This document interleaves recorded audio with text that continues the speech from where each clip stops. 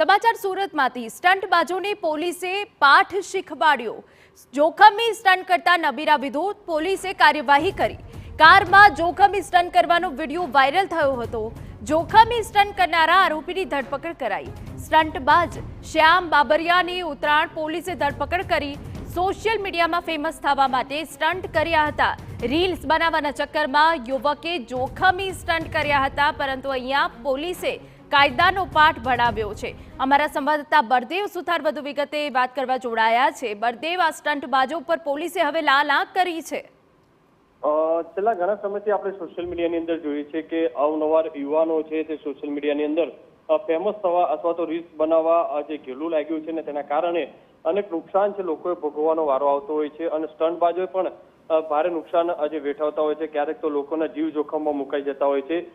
સુરતના ઉત્તરાયણ વિસ્તારની અંદર બે દિવસ પહેલા જે સોશિયલ મીડિયાની અંદર જે વિડીયો વાયરલ થયો હતો, જેની અંદર એક 4 વ્હીલની અંદર આ યુવક જે છે પોતે કાર ચલાવી રહ્યો હતો અને ડ્રાઇવિંગ સીટ ઉપર બેઠો હતો અને તે દરમિયાન ચાલુ કાર ઉપર પોતાનો દરવાજો ખોલી અને પોતે બહાર નીકળી અને સ્ટન્ટ કરતો નજરે પડ્યો હતો। અને આ જે સોશિયલ મીડિયાની અંદર આ બાબતે જે વિડીયો વાયરલ થયો હતો અને ત્યારબાદ જે મીડિયાની અંદર અહેવાલ પ્રસારિત થતા આખરે ઉત્તરાયણ પોલીસે આ જે કાર માલિક છે તેની ધરપકડ કરી છે। આ યુવક જે છે તેની અટકાયત કરી છે અને આ જે પોતે માફી માંગતો પણ નજરે પડી રહ્યો છે।